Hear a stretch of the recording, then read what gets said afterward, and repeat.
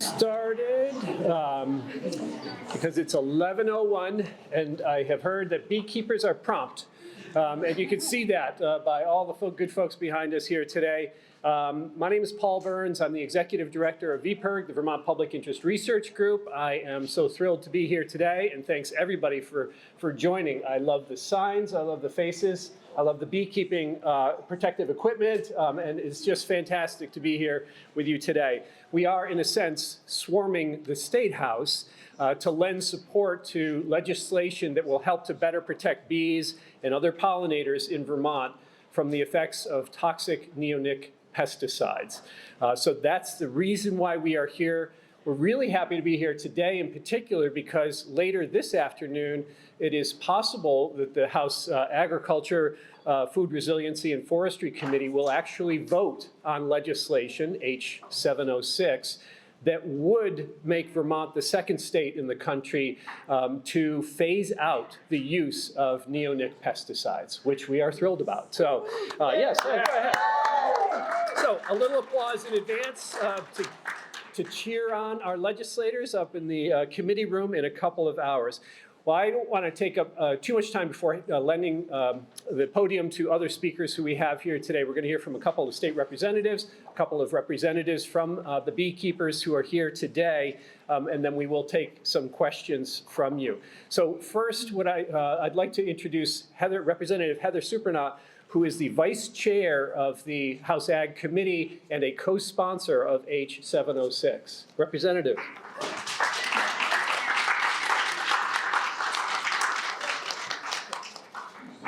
Good morning. I've been an organic vegetable and dairy farmer for nearly a decade, so this topic is both rooted in the personal and the professional for me. I am deeply proud of the work done by the House Ag Committee over the past few weeks. We have engaged in thoughtful and data-driven discourse to truly cement our understanding of the impact that neonics are having on our native and farmed pollinators. Once more, Vermont agriculture is poised to lead the nation if H706 passes. The future of our farming sector is deeply connected to the health of our pollinators and the environment, and this legislation is a critical step forward in halting the prophylactic use of harmful pesticides. At the center of our conversations were the farmers. This bill isn't about putting dairy farmers out of business, and it's not a judgment on row cropping corn in Vermont. It's about moving practices forward to create a more resilient agricultural and environmental landscape. During the weeks of testimony, we learned that treated seeds used to be an option, but along the way, they became standard industry practice. Farmers were stripped of their choice. This bill is about whether untreated seeds will be available as they once were. Of course, we owe it to the farmers who are using treated seeds to provide a just transition away from spreading dependency on harmful chemicals. This bill has sound safeguards in place to ensure that our agricultural community will not experience financial hardship while transitioning away from widespread pesticide use. We as a state have the responsibility to protect our farmers, farmland, and farm workers. There is a decline of dairy farmers in our community, and this is a direct result of corporate power and consolidation. Vermont farmers and beekeepers deserve better, and that means supporting policies that pave the way for farmers to demonstrate how we are part of the climate solution. H706 strikes a balance between compassion and urgency, and I am proud to support H706 because I know that while this is just the first link in a bigger chain, it shows that we are committed to protecting our environment as well as our farmers. Thank you.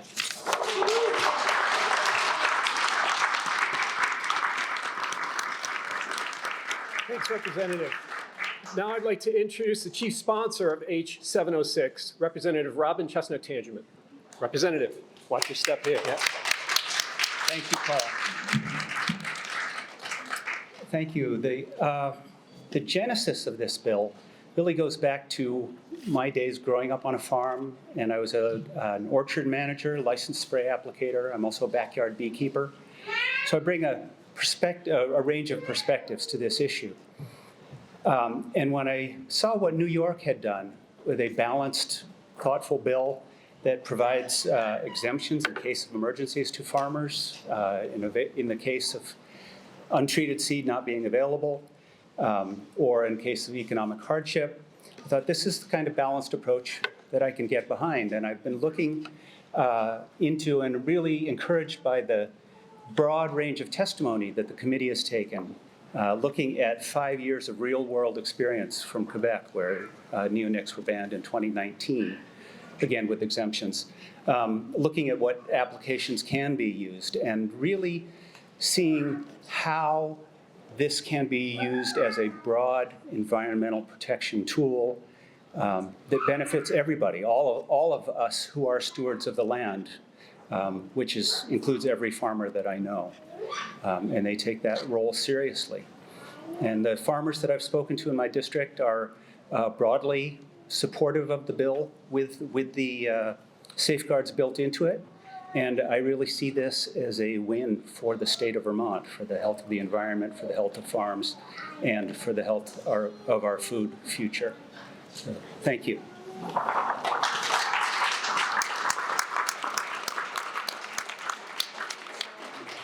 Thanks, Representative.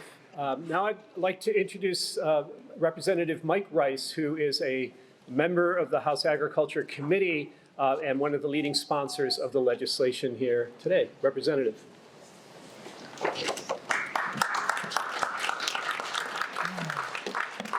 Thank you. Good morning. Thank you all for being here. You know, we know that when pollinators are in trouble, our food system is in trouble. And what we've heard loud and clear over the last few weeks as we've taken so much testimony on this bill in House Agriculture, Food Resiliency, and Forestry Committee is that pollinators are in trouble in Vermont. So I believe deeply in Vermont's farmers.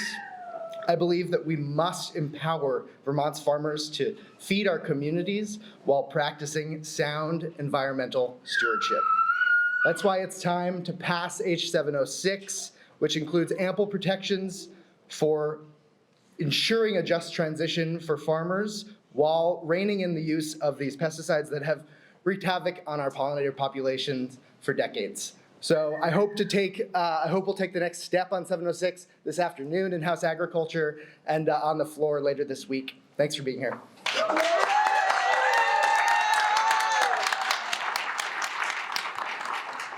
Thanks so much. It really is a lot of fun to be here on a day when we hope that the committee will be taking up the measure and perhaps having a vote to advance it. So that's great. Thanks again, Representative. Next, I'd love to have Bianca Brayman come up. Bianca, who is the Vice President of the Vermont Beekeepers Association, a beekeeper herself, and one of the representatives of the great group that we have here today. Bianca.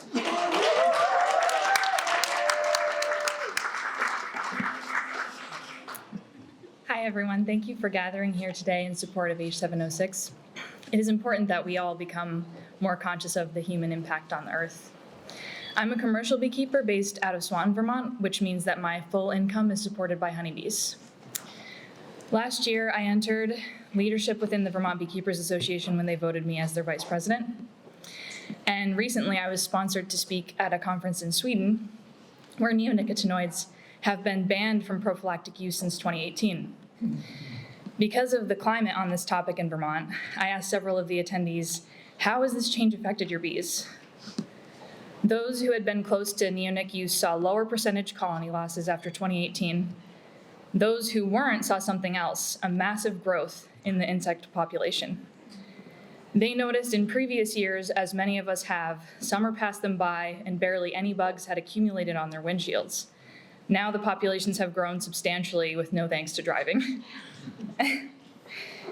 Europe now has a 10 to 15% annual honeybee colony loss average. Comparatively, the average in the United States was 48% in 2023. Vermont has an overall 35 to 85% average. These numbers are completely unsustainable for our delicate insects, and immediate action needs to be taken. Studies have shown that exposure to neonicotinoids also raises the level of varroa mites, our other greatest challenge as beekeepers. These personal statements and my own understanding of the science behind the effects of neonics are plenty for me to speak today in support of H706 as a business owner and an insect lover. Something that also was driven home for me while away is how good our honey is. We have some of the best honey in the world right here in Vermont, and that is a gift. We must honor that and cherish it and end our critically important insect population. Thank you.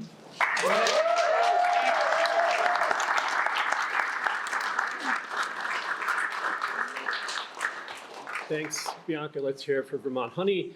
And let me bring up finally Andrew Moncrief, who was the 2023 Vermont Beekeeper of the Year and past president of the Vermont Beekeepers Association. Andrew.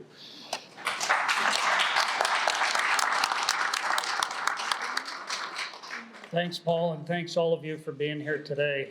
I want to build on what Bianca talked about and to thank the House Ag Committee for taking so much testimony on this bill. This isn't just a nice thing. This bill is really critical for the survival of the beekeeping industry in Vermont. I think it's important to remember that this bill isn't anti-farmer. We had a wonderful symposium with a group of farmers from Quebec where neonics have been phased out and haven't been used. They have not seen any change in their crop yield or their bottom line income-wise. There's been no problems with seed availability. And the beekeeping industry has already started rebounding in Quebec. And now New York has gone ahead and laid out a blueprint that Vermont can follow. And they have a much larger acreage under cultivation, which means that there will be untreated seed available in our neighboring state. There should be no issues with supplying untreated seed for Vermont, since this bill follows the same timeline that was laid out in New York. And, just to recap some of the testimony that the Vermont Beekeepers Association shared with House Ag, the thing that's so deadly about the neonics is the incredibly low levels, fractions of a part per billion of exposure that cause permanent morphological, physiological, and behavioral changes to the honeybees. And what that results in year after year is beekeepers like us going out, opening our hives in spring, and finding dead colonies. And this happened to me this week. I started opening up boxes in the warm weather we've been having and finding some yards where 75% of the bees were dead.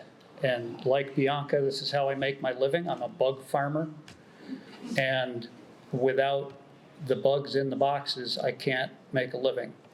So I sincerely hope that this bill passes out of committee this afternoon and it gets an upvote by the entire House later this week. Thank you.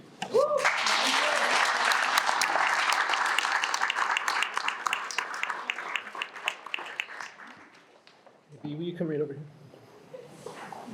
It's my son, Braden. Okay, move just one step to the right. Thank you. Quit crowding the podium here, kid. It's school vacation week, and there are lots of young people here today, and that is fantastic because when we think about legislation like this, we are hopeful that we will have healthy pollinator populations now and into the future, and so. I always think about we're doing this not just for ourselves right now, but for our future generations as well. So I'm really grateful to all of you for putting in the time and the effort and the heart that you do for this kind of work and for this kind of advocacy to be here.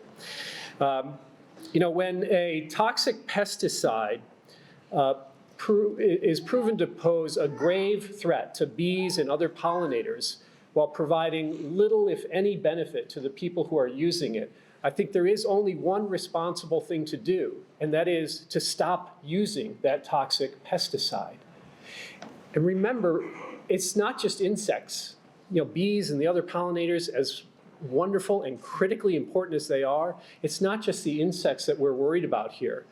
Neonics are a potent chemical, a neurotoxin that affects the brain and the nervous system and can affect other kinds of wildlife and potentially human beings as well, particularly pregnant women and very young children.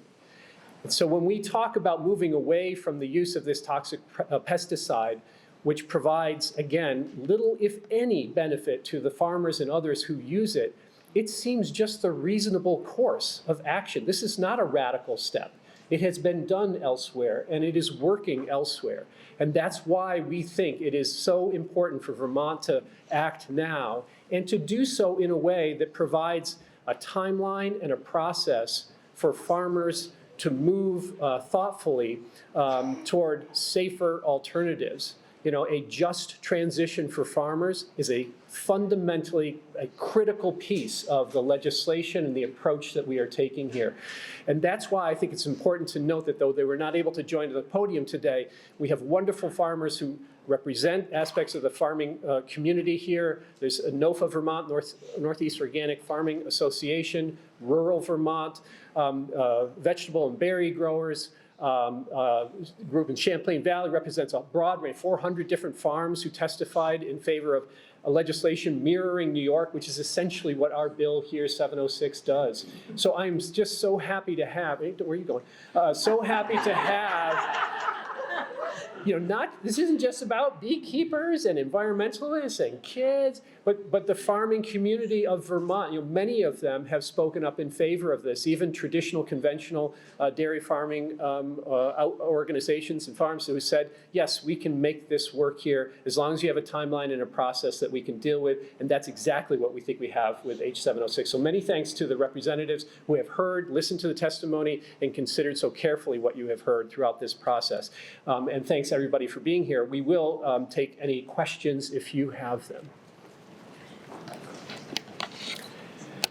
Yeah, we think it's pretty cut and dry too. But anything else? All right. I'm sorry? How's it moving as far as going through? Well, we will see later today. I think it's looking pretty good. We have dozens of co-sponsors in the House, and I think that a good strong vote today or very soon in the House Ag Committee will lead to a very positive consideration on the floor, is my expectation. Look, I don't want to get too far out ahead of anything else, but being here and having all of us talk to our friends, neighbors, and members to encourage them to contact their representatives, to urge them to vote yes on H706, I think that's an important aspect of what we're doing here today, to demonstrate that kind of support. Oh, yes. Hello, I'm here with the pollinator report, which is. Please come right over here then, if you're here with the pollinator report. I wanted to ask you about this bill and the just transition with farmers, and how exactly this will work. With the just transition. Oh, well, thank you for the question. It's important in New York State, which just passed this legislation, a very similar legislation, as many of you know. It was passed earlier in the year and signed by Governor Hochul in New York in December. They decided to have the implementation date moved from 2027 to 2029. And the Vermont legislation has not yet been changed formally, but I think there's been some conversation in committee where there was an openness to trying to follow, and I certainly don't want to get ahead of the committee, but an openness to at least recognizing the importance of a timeline that allows farmers the time that they need to make that kind of important transition, and to make sure that seeds, non-treated seeds, would be available for those farmers.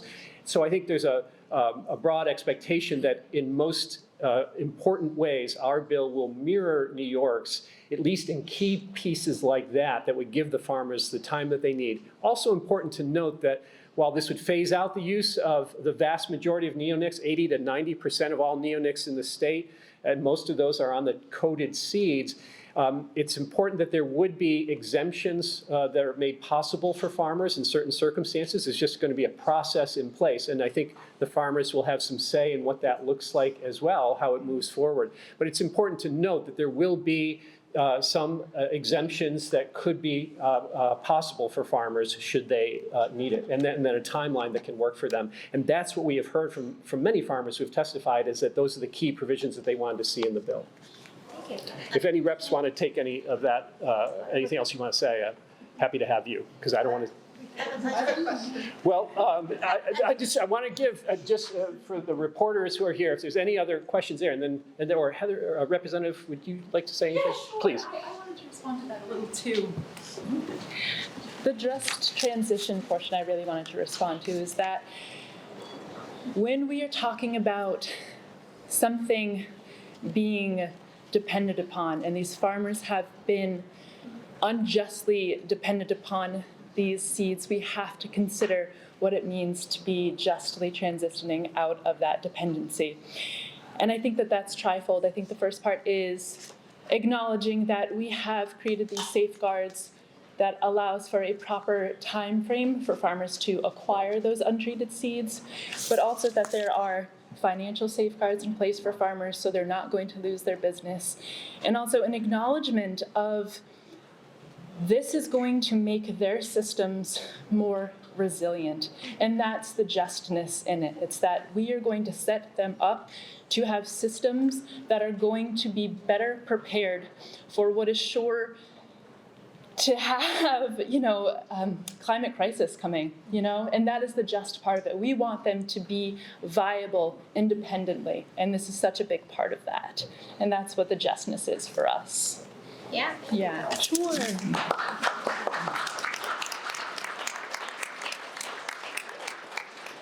Okay, any other questions from the media who are gathered here today? Okay, is there, let me just do a couple of these, is that okay with you if we, okay, Okay. yeah. Well, I'm obviously concerned about the safety of pollinators.